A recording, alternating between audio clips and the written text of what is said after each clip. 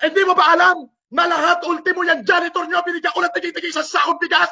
Baka pati ikaw kumuha rin?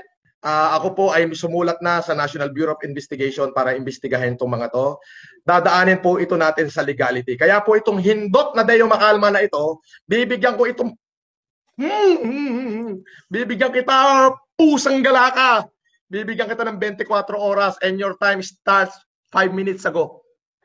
Pag hindi mo na ilabas na ako mismo nagsasalita, na bunganga ako at legit ha, yung original na video ha, na galing sa akin mismo, na kinlaim ko na magkapatid kami ni Bongbong at pinipilit yung kaladkarin yung unang pamilya na nananahimik.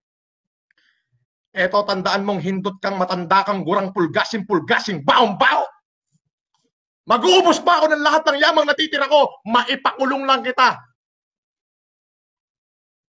Animal ka? Ayan.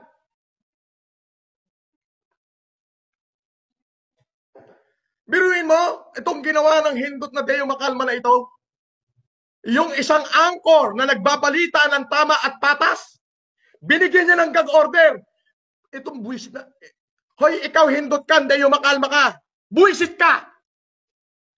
Hindi mo ba alam na lahat ultimo yung janitor nyo binigyan ko ng tigay-tigay sa sakong bigas? Baka pati ikaw kumuha rin? Bobo neto. Mga kababayan, pasensya na ho kayo. Ganito ako, this is me. I don't deny it, this is me. Because the innocents are brave as lion and the guilty plea. Lahat ng mga hindot na mga basher ko nagtatago sa fake account to eh. Walang magpakitang totoo yan. Pero akala nyo mananahimik ako ng ganyan. Magkikita-kita tayo in proper forum. Marami pa akong pera.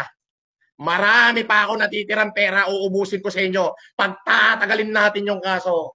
Hanggang sa wala na kayong mapunta, wala na kayo. Tignan ko lang.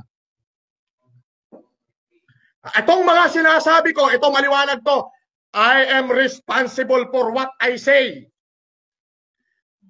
But I am not responsible for what you understand.